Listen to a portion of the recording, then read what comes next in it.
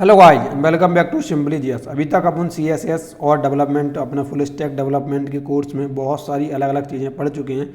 आज अपन देखने वाले हैं ग्रिड के अंदर मीडिया क्वेरी का किस तरीके से यूज कर सकते हैं, किस तरीके से अपन रिस्पॉन्सिव डिजाइन को क्रिएट कर सकते हैं। उसके लिए अपन वीएस कोड में जाएंगे। वीएस कोड में जाने के बाद एक नई फाइल क्रिएट करेंगे जिसका नाम रख दूंगा मैं gridmedia.html।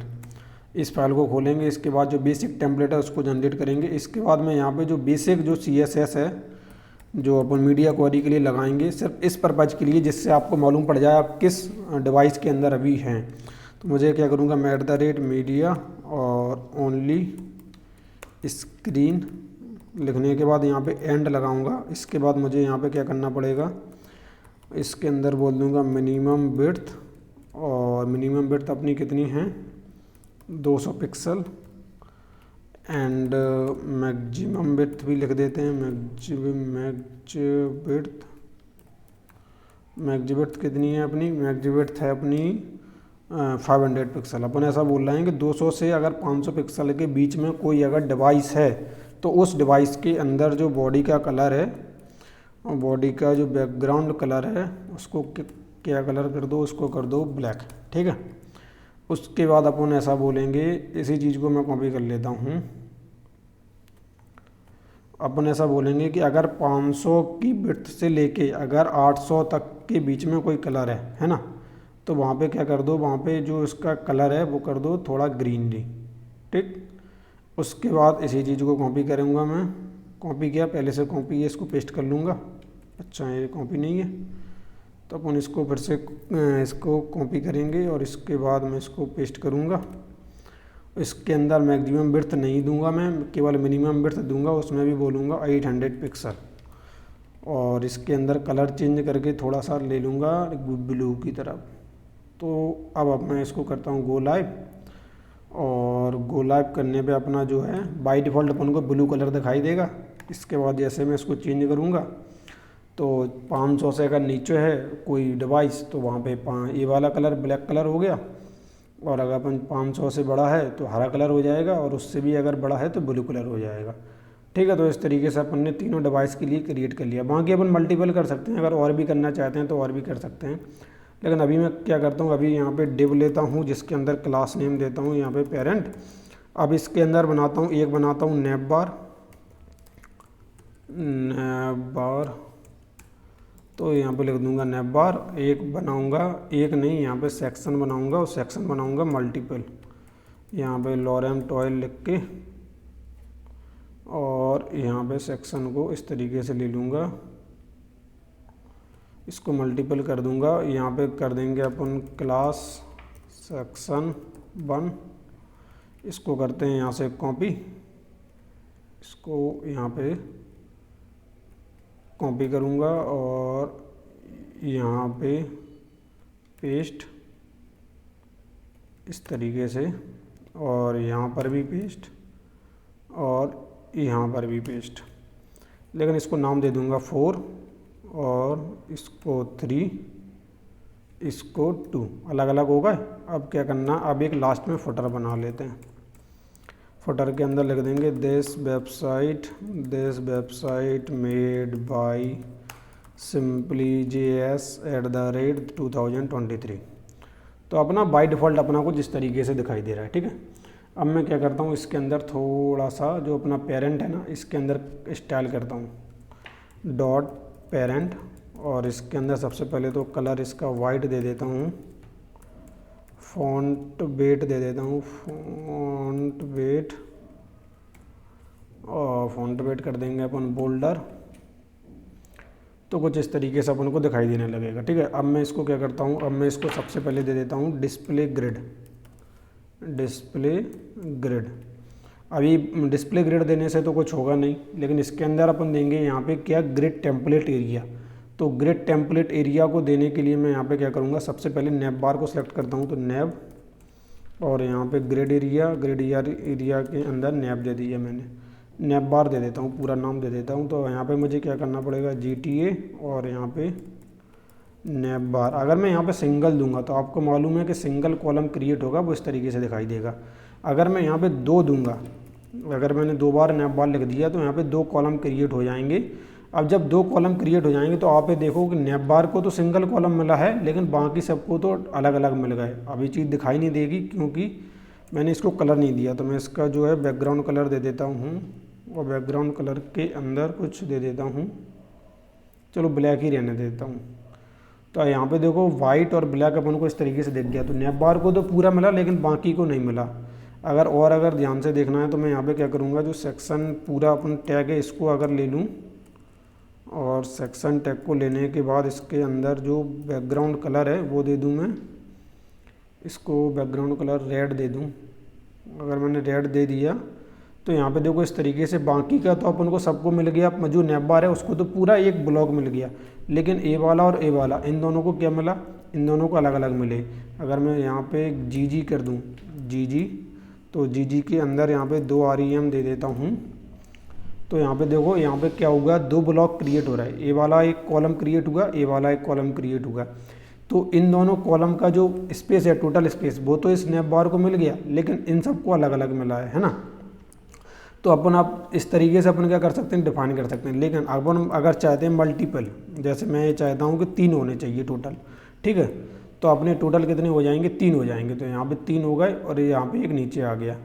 अब बात आती है कि आपने बड़ी बेथ है ना, अगर जैसा बड़ा डिवाइस है जैसे लैपटॉप है, यहाँ पे अगर मैं चाहता हूँ कि ये जो नीचे है, नीचे अपन को क्या दिखाई दे, सेक्शन 1 दिखाई दे, इसके बाद अपन को सेक्शन 2 दिखाई दे, और इसके बाद यहाँ पे सेक्शन 3 दिखाई दे, और सेक्शन 4 दिखाई दे। अपन ऐसा चाहते हैं कि जब बड़ी डिवाइस है तो इस तरीके से अपन को दिखाई दे। तो अब मैं क्या करूँगा, मैं यहाँ से इसको अभी के लिए हटा दूँगा, और यहाँ पे डॉट सेक्शन 1 ले लूँगा, और यहाँ पे GA और इसको दे दूँगा सेक्शन 1, और इसका एक बैकग्राउंड कलर दे दूँगा, और वाइट तो थोड़ा अजीब हो जाएगा, इसको रेड दे देते हैं।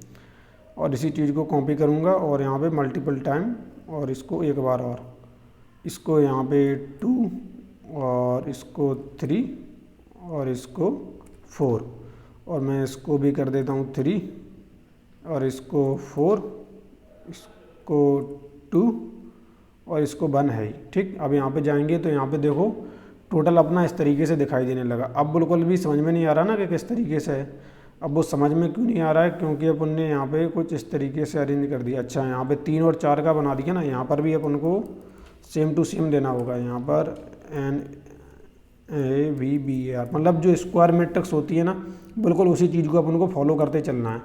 तो अगर अपन को बड़ी डिवाइस है उसके ऊपर अपन को इस तरीके से दिखाना है, तो अपन यहाँ पे 4 कॉलम अपन ने डिवाइड कर दिए, और पूरे के अंदर नैप बार दिखाई दिया, और अपने पास 4 वो। लेकिन अगर अपन जब मैं इंस्पेक्ट करूँगा तो अपन ये तो नहीं चाहेंगे कि ये चारों कॉलम इस तरीके से दिखें। जब भी अपन इस तरीके से अगर छोटा कर रहे हैं तो अपन ऐसा चाहते हैं कि ये जो कॉलम है वो थोड़ा नीचे आ जाएँ, एक दूसरे के नीचे आ जाएँ, है ना। तो उसके लिए अपन को क्या करना होगा, उसके लिए अब मैं जैसे चाहूँगा तो मैं क्या करूँगा, मैं यहाँ पर जाऊँगा इस वाले के अंदर 500 से 800 तक के बीच में मुझे थोड़ा तरीका अलग है दिखाने का। अगर मुझे अलग तरीके से दिखाना है तो मैं क्या करूँगा, मैं जो पेरेंट वाला है इसको यहाँ से उठा लूँगा, और यहाँ से उठाने के बाद इस वाले के अंदर ले जाके पेस्ट कर दूँगा। और यहाँ पे मैं ये चाहता हूँ कि सेक्शन 1 दिखाई दे पहले, तो मैं क्या करूँगा, यहाँ पे सेक्शन 1 और सेक्शन 1 और सेक्शन 1। तो यहाँ पे क्या हो जाएगा, अब नैप बार के नीचे सेक्शन 1 दिखाई देगा। अगर मैं यहाँ पे इंस्पेक्ट कर दूँ, देखो बाई डिफ़ॉल्ट तो चारों दिखाई दे रहे हैं ना। इंस्पेक्ट अगर मैं करता हूँ, इसके बाद अगर देखो यहाँ पे क्या होगा, यहाँ पे आप ध्यान से देखो, इसको मैं थोड़ा सा, अच्छा 500 से ऊपर करता हूँ। यहाँ पे देखो 500 से 800 के बीच में नैप बार के नीचे ए वाला, और बाकी का ये थोड़ा सा ये फटर दिखाई दे रहा है। फटर वो इसलिए दिखाई दे रहा है, अभी थोड़ी देर के लिए मैं फटर को ब्लैंक कर देता हूँ, कमेंट। अगर मैं फटर को कमेंट कर दूँ तो आप यहाँ पे देखो, अपन को केवल यहाँ पे नैप बार के नीचे सेक्शन 1 दिखाई दे रहा है, बाकी के नहीं दिखाई दे रहे हैं। बाकी के अपन इस तरीके से दिखाई दे रहे हैं।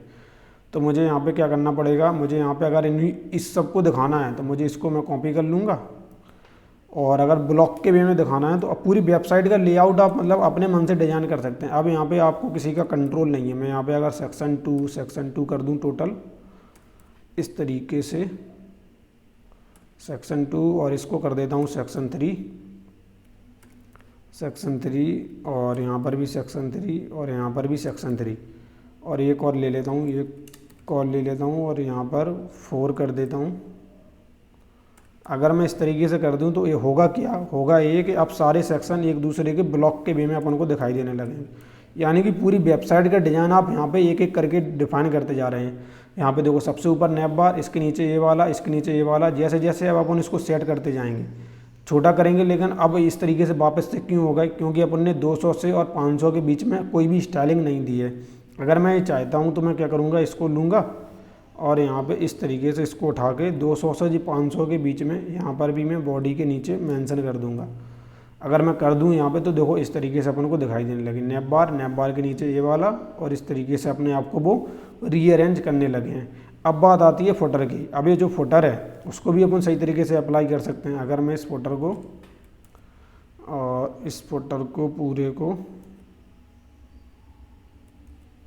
ठीक है, अब मुझे अगर फुटर को टारगेट करना है तो मैं क्या करूँगा, यहाँ पे ये जो सेक्शन 4 है इसकी जगह पे मैं यहाँ पे लिख दूँगा फुटर, और यहाँ पे जीए के अंदर फुटर, इसको फुटर। और फुटर के लिए मुझे यहाँ पे क्या करना है, यहाँ पे आऊँगा और यहाँ पे दे दूँगा फुटर फुटर फुटर और फुटर। और इस तरीके से अगर 4 बार दूंगा तो आप देखो नैप बार और सबसे नीचे अपन को फुटर देखने के लिए मिल गया।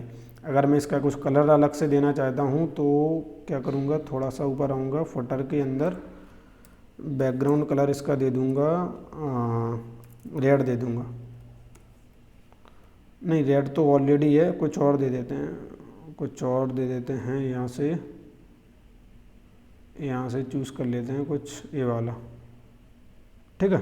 तो इस तरीके से अपना जो है रिस्पॉन्सिवनेस अपने पास आ जाती है कि कौन सी डिवाइस पे अपना जो है किस तरीके से दिखाई देना चाहिए। अगर अपन बाय डिफ़ॉल्ट देखें तो अपने पास इस तरीके से दिखाई देगा, और जो कि पॉसिबल है कि बड़ी विड्थ के ऊपर इस तरीके से दिखाई दे सकता है। अब यहाँ पे ये वाली चीज़ देखो, ये वाला जो है ना अपना फुटर अपना पूरा इस जगह पे पहुँच गया है।